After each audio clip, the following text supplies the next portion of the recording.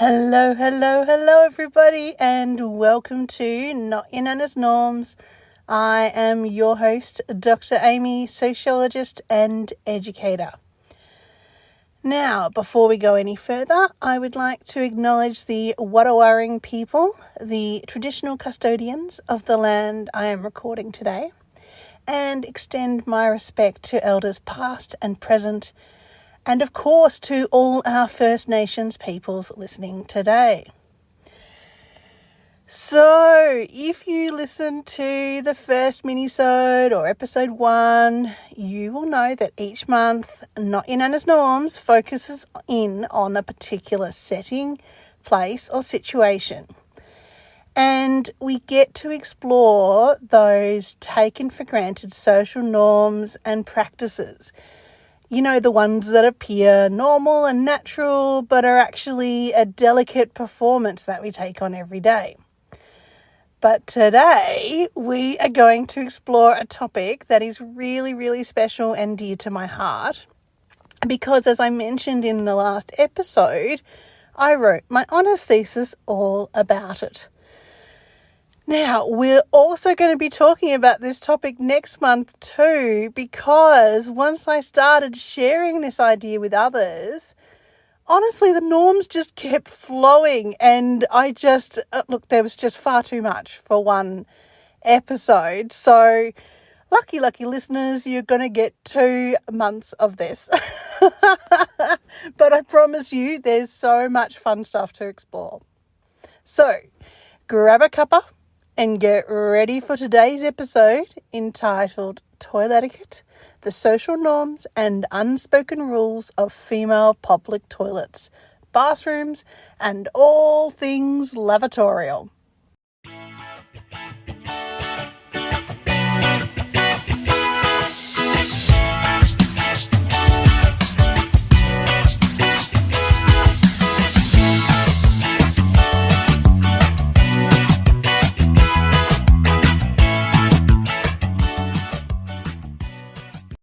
Welcome back, everybody. So, before we launch into the exciting world of toiletiquette, I thought I would answer a few of your burning questions and, of course, send my love and thanks to all of you for sharing and for rating.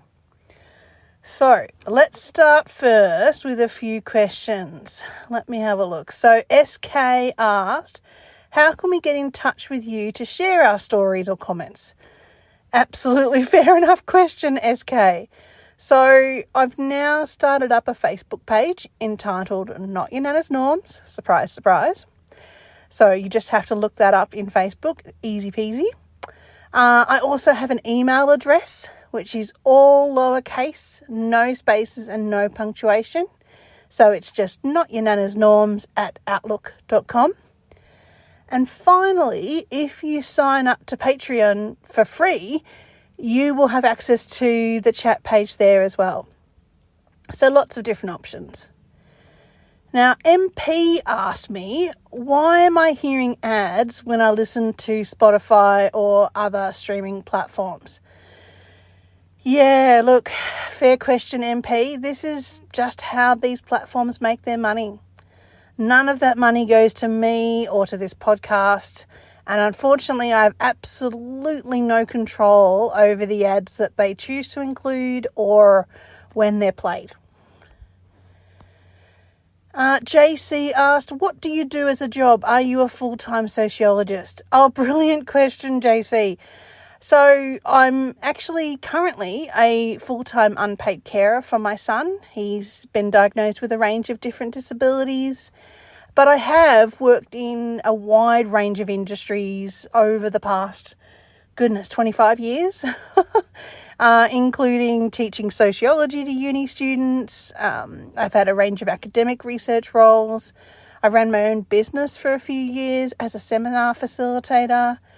I also facilitated research and training within the disability sector as well.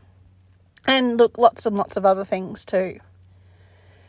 A similar question, Ali said, what jobs can a sociologist do? Very cool question, Ellie. A lot of my peers have gone into academic or government research roles, or they teach at university. And others work in the commercial sector, in market or consumer research. So hopefully that answers some of your questions. Keep them coming, folks, because I really do love reading them and I do read everything. And I thought also I'd share a few of your comments as well before we got into the full episode. Dee Dee said, I think you're tapping into something that will interest so many people. We all have experiences where norms have perplexed, embarrassed and helped us. Thank you, Dee Dee. And WL said, you're a natural. I'm going to love listening to your podcast each month whilst cooking dinner. Thank you very much, WL. And finally, CW said, as someone who doesn't often listen to podcasts, I found Amy's approach warm and engaging, an easy listen with interesting content. Amy expertly weaves her knowledge of sociology with relatable anecdotes that will have many heads nodding in recognition. Thank you very much, CW. I really appreciate that. And thank you to everybody who's taken the time to write or to reach out, because your comments really do encourage me to keep going, to research and share more of these stories and thoughts about the really fascinating world of everyday social norms. So in my last episode, you will have all heard me say that I spent a year of my life sitting in female public toilets, taking secret notes and observing the everyday social norms in the female public toilets. And yep, I know it's kind of hard to believe actually that I did that. But well, I was young and I really wanted a unique and fascinating honours thesis. And before you scoff, I did actually receive first class honours for this. So, clearly I was doing something right. And I also really want everyone to know that whilst I was, somewhat like a covert public toilet spy, I absolutely did follow all of the required rules and procedures for covert research and observation at the time. Now, just to clarify here for those of you who may not know, covert research is basically when a researcher watches or interacts with people in a space without their knowledge or permission. So, yeah, basically the people don't know that the study is happening, because universities are an absolute stickler for this sort of thing. And honestly, I would have got into a lot of trouble if I didn't dot my I's and cross my T's. But, and this is a really big but, the research was conducted, maybe 20 years ago, more than 20 years ago. And honestly, I actually don't know if this level of covert research would have been approved in 2026. Because, throughout the 20th century, and obviously this research was conducted at the very beginning of the 21st century, covert research was seen as sort of a clever methodological workaround. But now it tends to be framed more as a sort of ethical exception that really does require very strong justification. So why? Why is this the case? Well, because research norms and, of course, norms around privacy and consent and observation have shifted in response to things like technological changes, public expectations, and, of course, the accountability of institutions like universities. Now, as I'm sure you would know, I was always very respectful and I never, ever, ever used any of the details or information that I knew would identify a particular person. And, I never knew anyone's names. And honestly, I couldn't even see what they looked like because I could only really see through that tiny little crack in the door of the toilet cubicle. So, all the information that I gathered from the fieldwork research was very general and in the spirit of learning about the overall social rules within female public toilets and not about the habits of any individuals.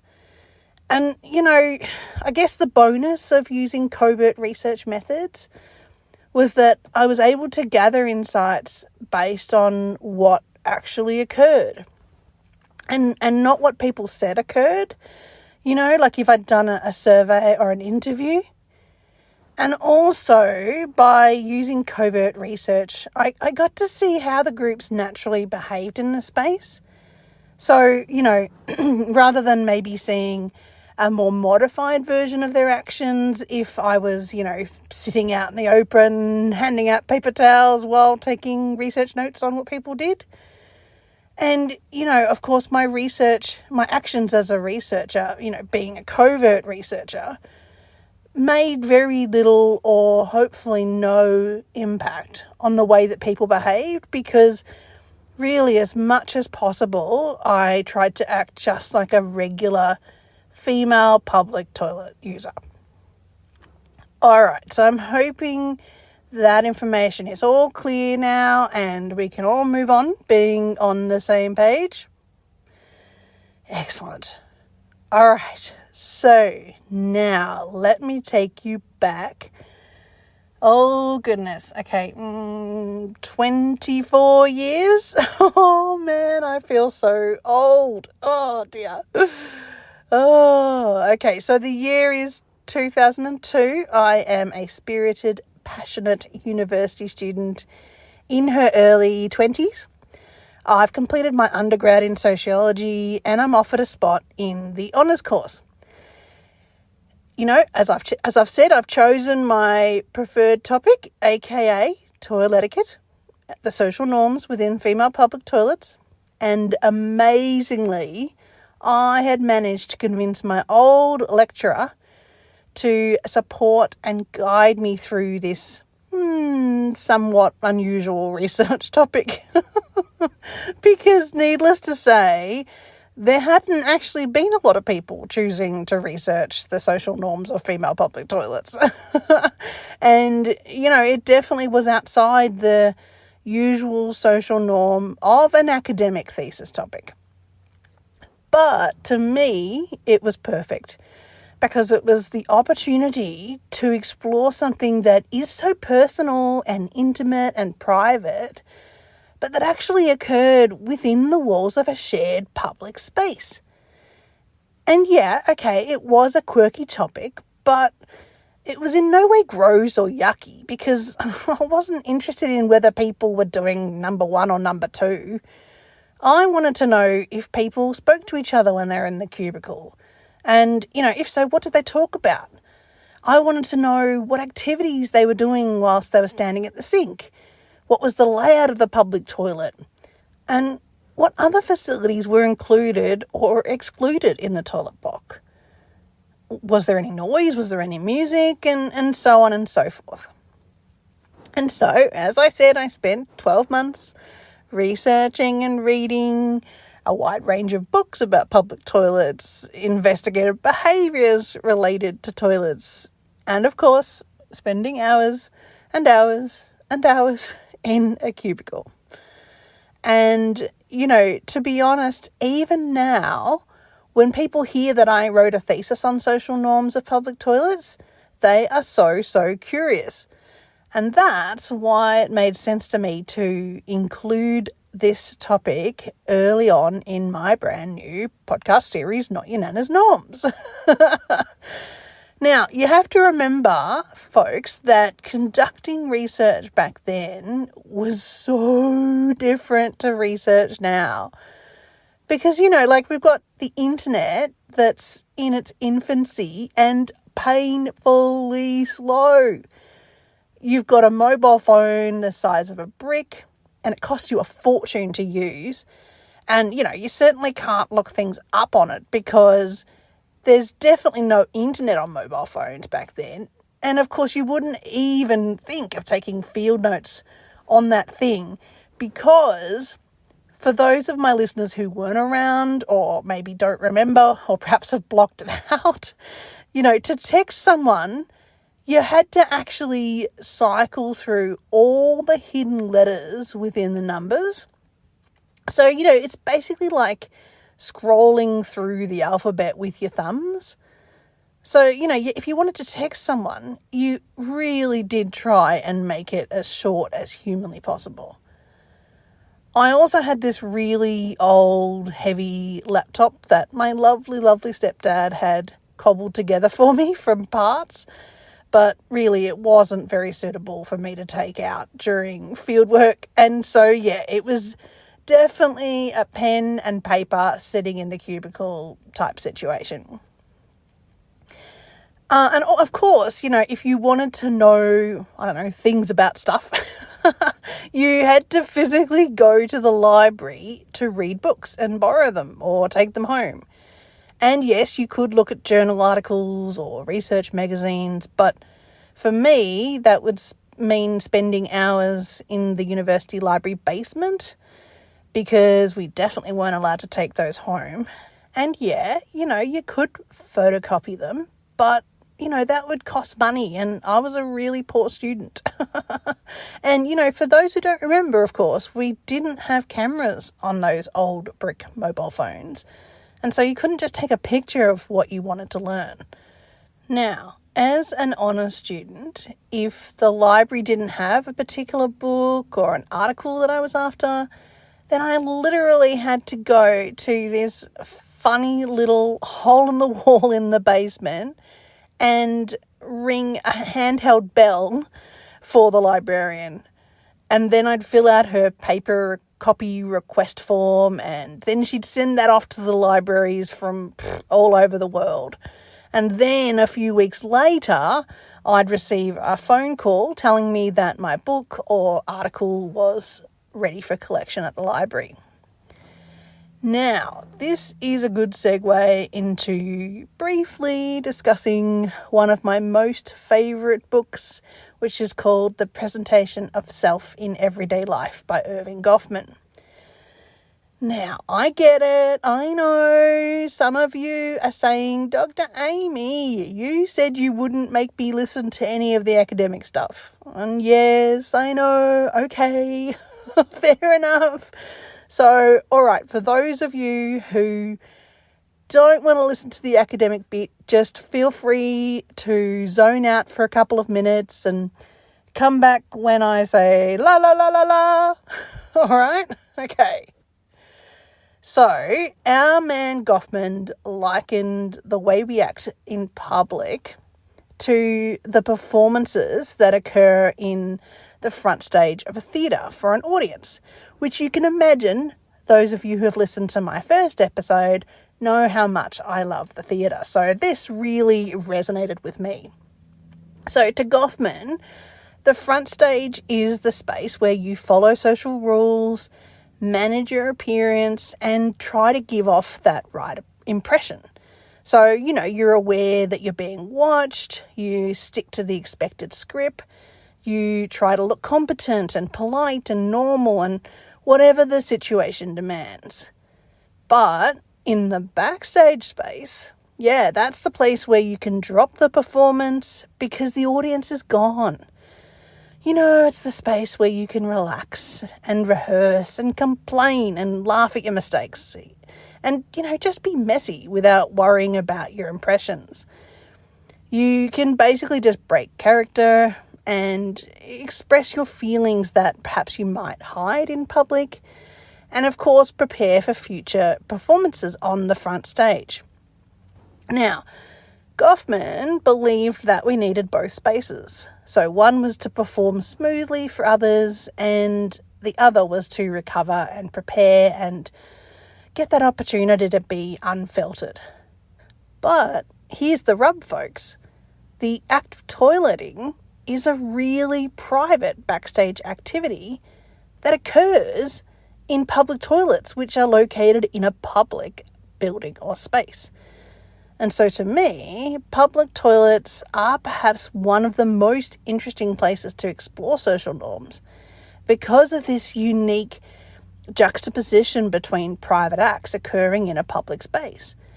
And thus it creates really unique and fascinating social norms that help us avoid embarrassment and shame, whilst we also manage our very personal bodily functions. All right, la la la la la. Welcome back, daydreamers. And of course, thank you to those of you who did listen along, my lovely, lovely pod learners. So before we go any further, I thought I should point out something that does seem really obvious and taken for granted, but it is actually another norm that we just made up.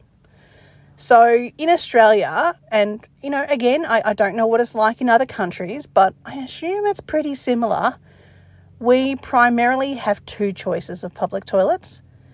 One of them is labelled as men's or male toilets, and the other one is ladies', women's or female toilets. Now, of course, some people are going to say, yeah, of course we have male and female toilets. But when you really think about it, why do we have these two choices?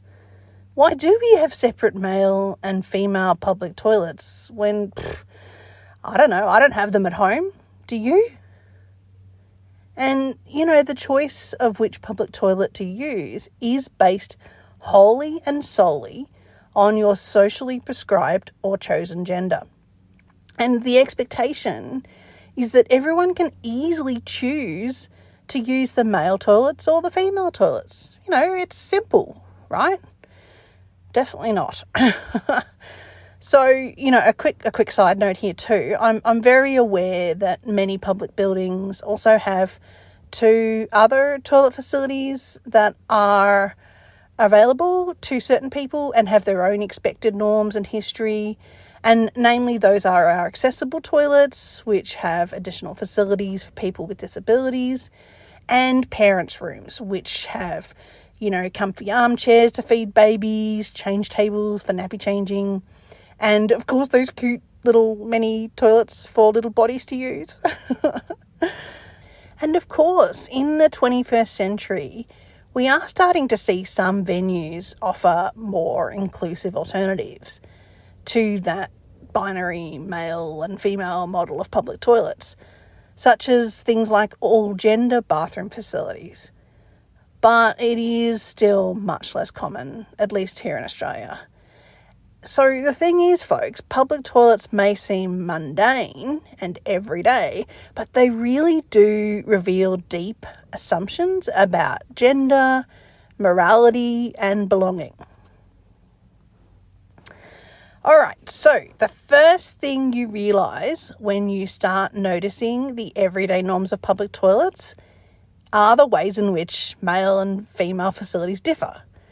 So, for example, I remember going to a toilet block within a typical middle-class suburban shopping centre and being amazed to see the blatantly gendered social expectations displayed in the images on the entry door and the external walls of the toilet blocks.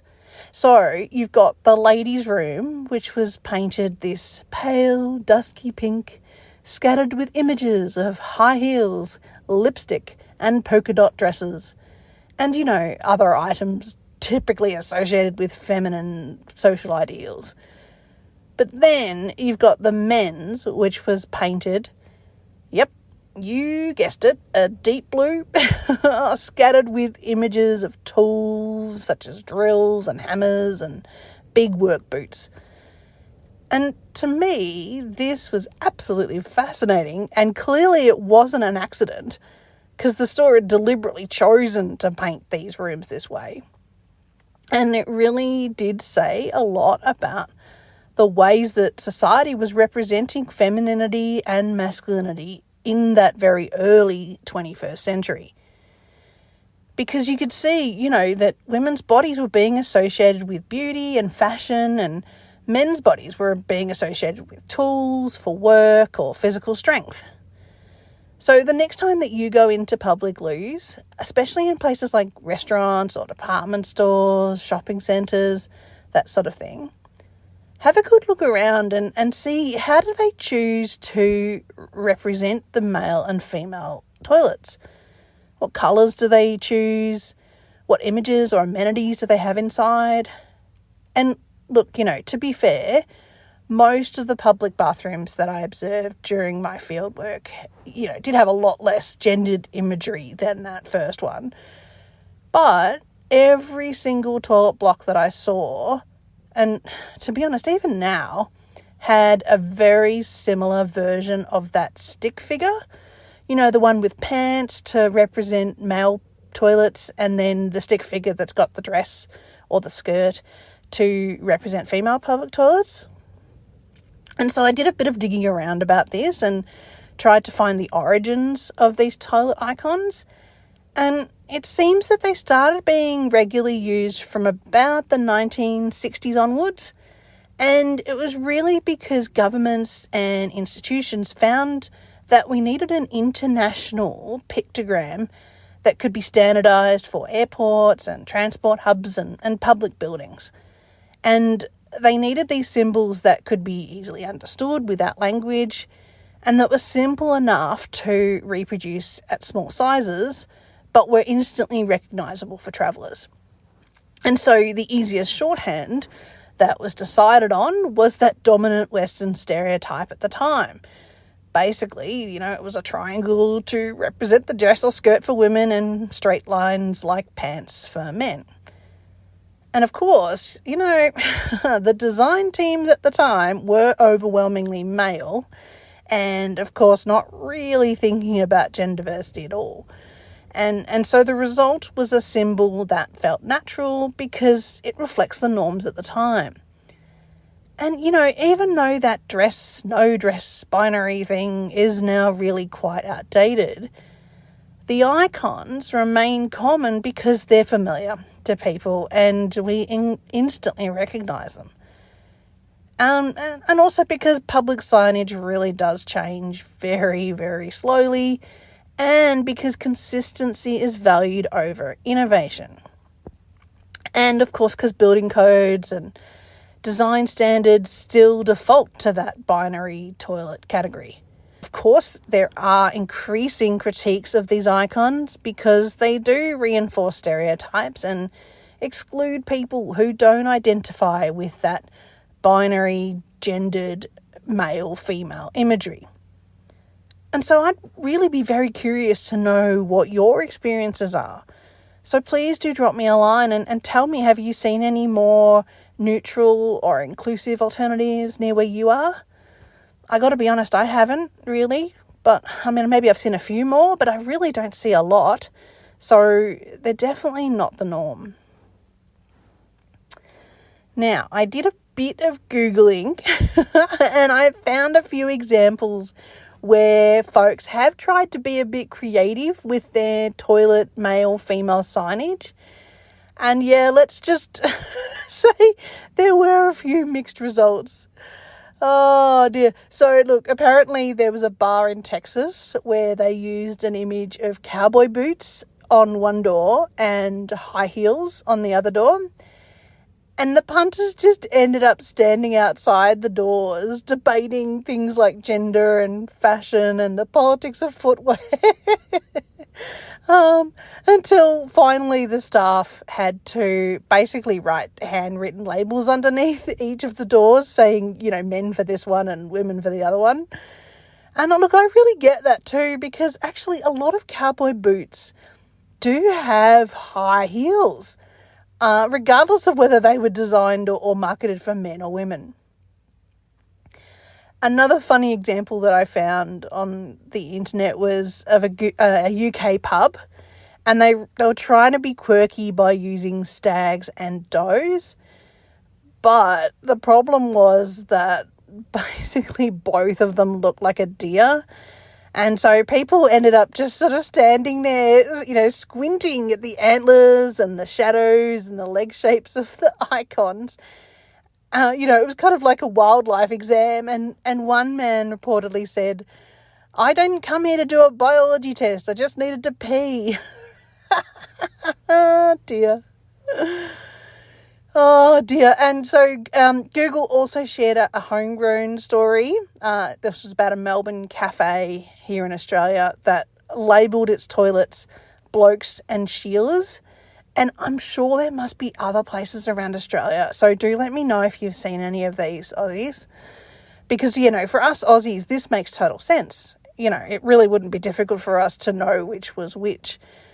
But for our international visitors and perhaps listeners today, they genuinely had no idea what the difference was.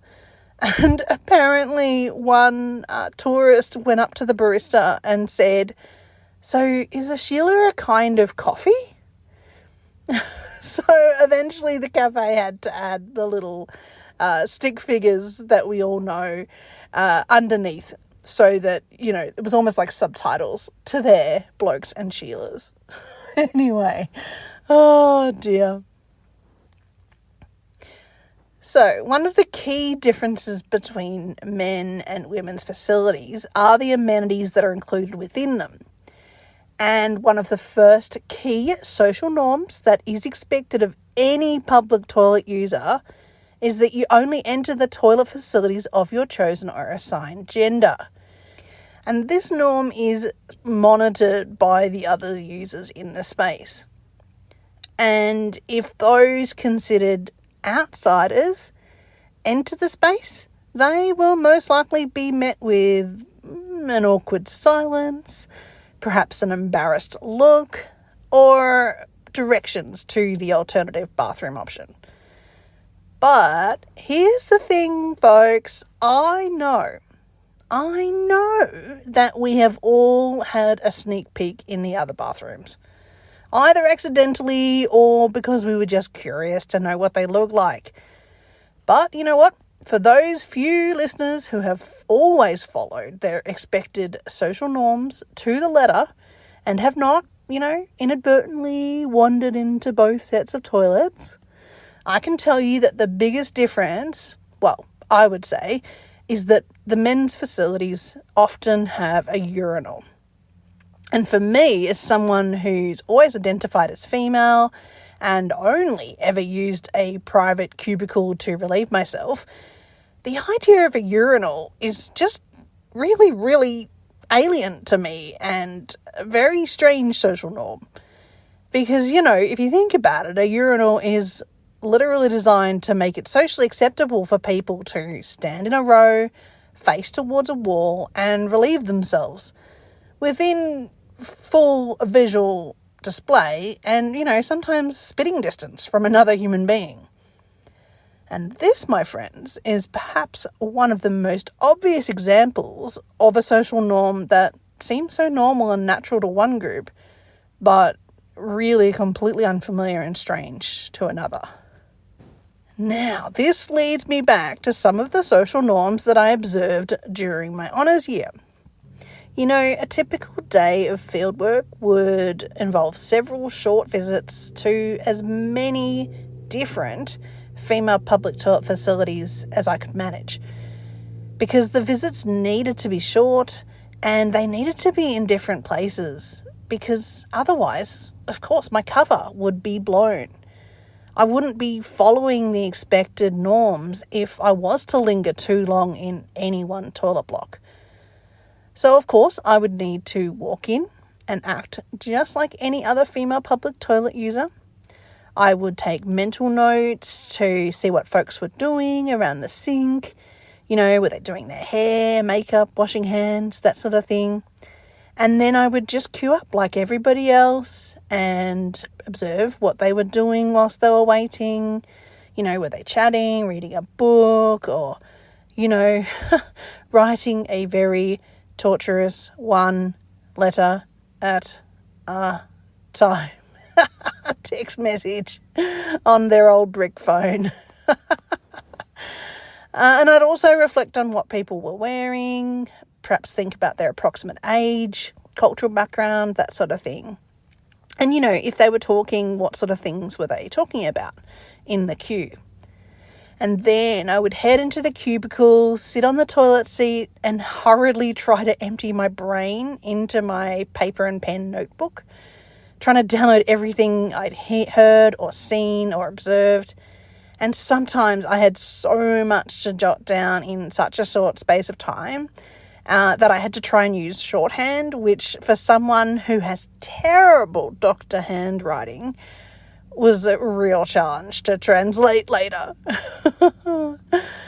Now, other times, there was no one else in the bathroom when I arrived. And so I'd just be waiting and waiting, sitting and sitting on that toilet seat.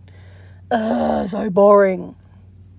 But sometimes I was a bit lucky and I had some rather entertaining graffiti to read.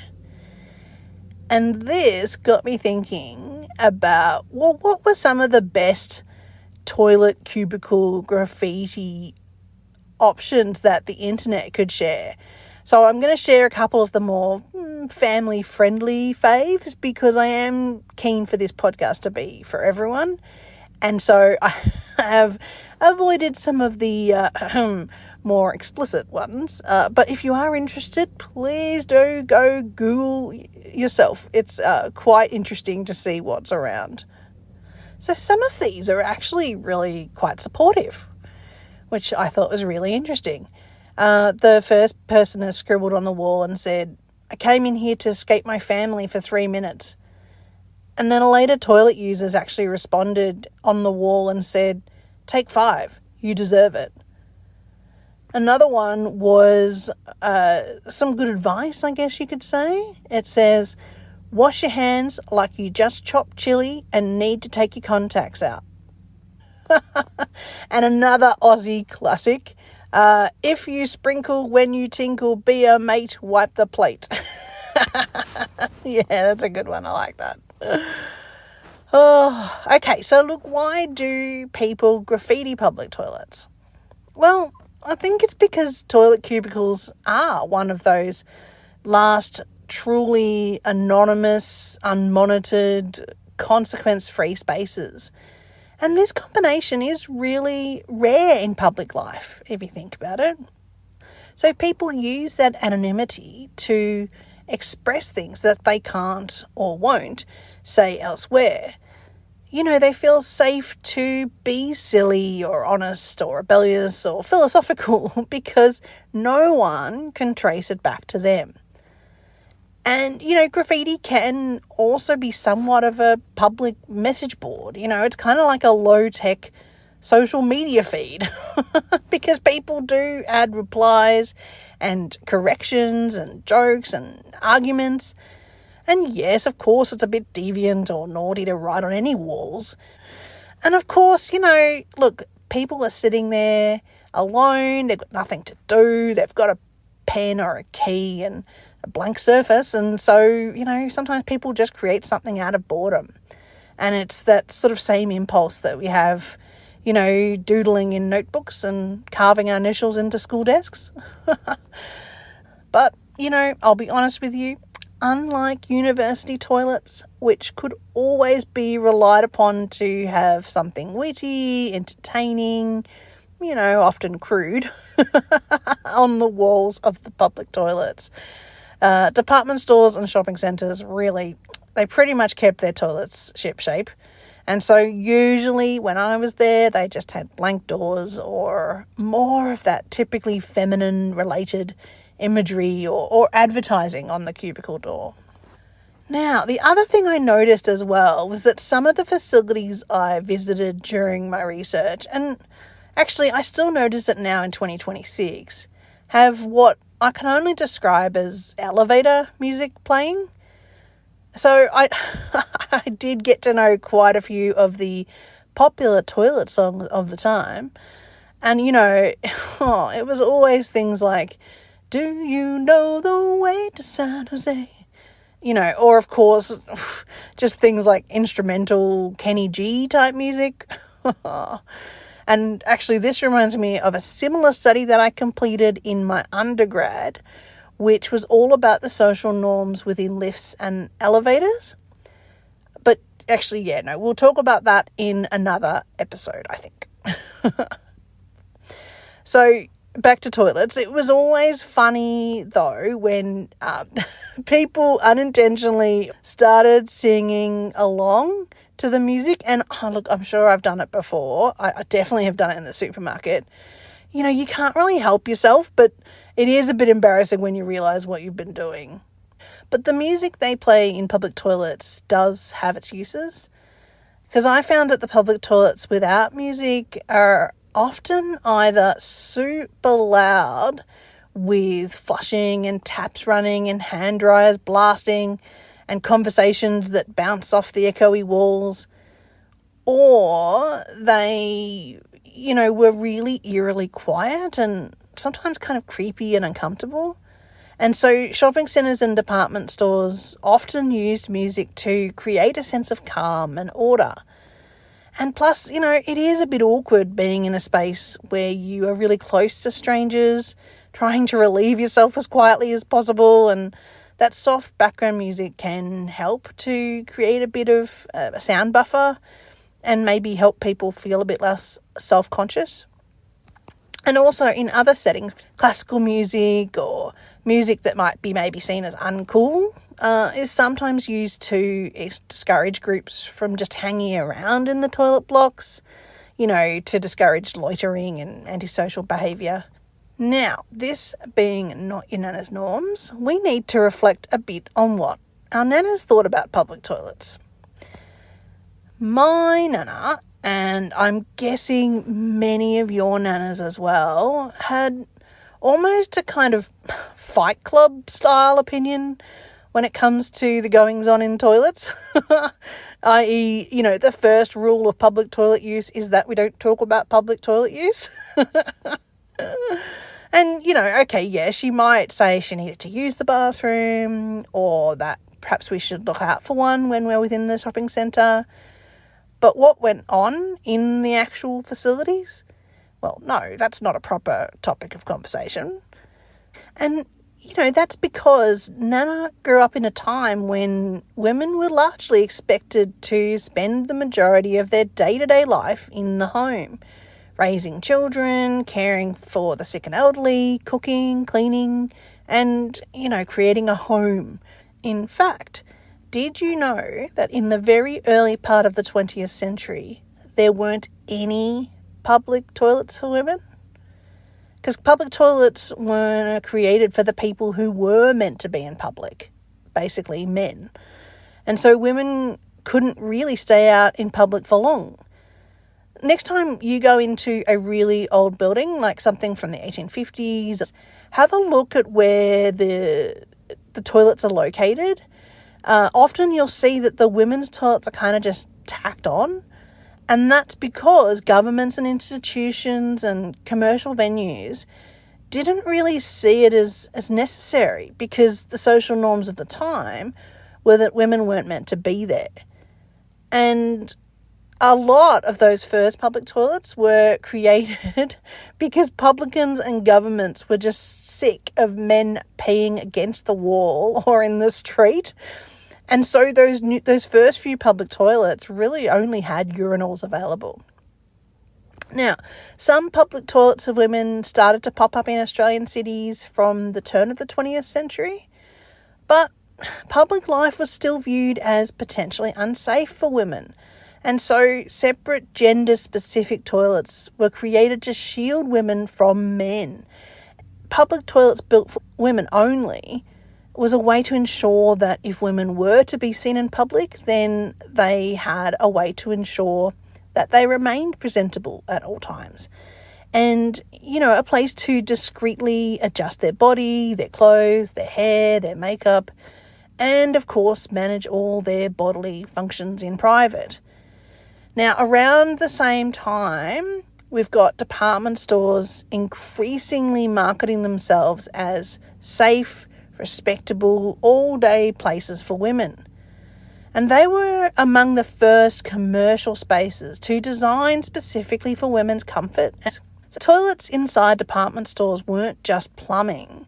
They were part of a broader shift in gender norms, and they helped to normalise women's presence in public life and work and leisure.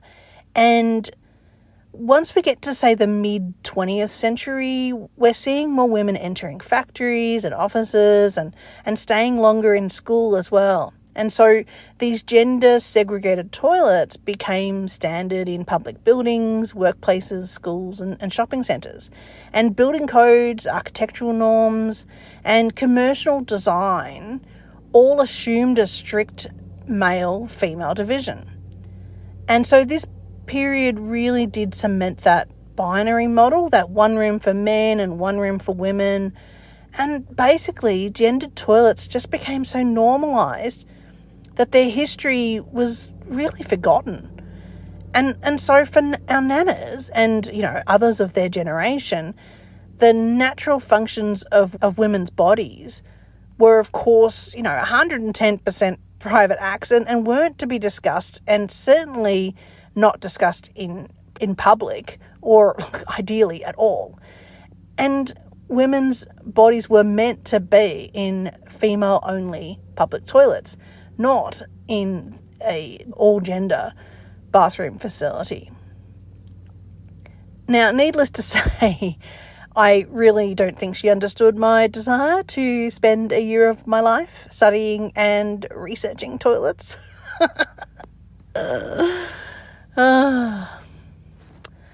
So, I truly hoped that you enjoyed part 1 of this exploration into the everyday, unspoken, taken for granted social norms of public toilets. And next month we will continue delving into this topic further. We'll talk more about the accidental faux pas and those serial unintentional rule breakers, aka kids. And so, yeah, that should be pretty fun. I would also really love to hear from you. So please do write me a comment or tell me your funny stories. Let me know about what your experience of public toilet social norms has been like and what you think about that continued male and female binary option. What you think about the music in the loos, or maybe you could tell me a bit about bathroom graffiti that you've seen. And of course, as I said last time, I would really appreciate your support and patronage on Patreon if you can afford it, because this really does allow me to focus on researching and growing the podcast. And look, it's not expensive, guys. It's just $3 a month Australian, less than a cup of coffee, really. So if you can afford it, I'd really appreciate it. And that'll give you first dibs on having your funny stories shared with our listeners. And, the super fans, they actually get the opportunity to suggest potential topics that I'd then go away and research for you all. So there's some good little things in there. But mostly I want you guys to continue to rate and review and share with your friends and everybody that you know, because that's what this is about, guys. The core goal is to give everybody the opportunity to learn and reflect on this fascinating world of unspoken, taken for granted social norms. And I really do want to grow this community, folks, so I'd really appreciate your help there too. So, have a wonderful few weeks, peeps, and I'll see you again on the first Wednesday of next month. Signing off.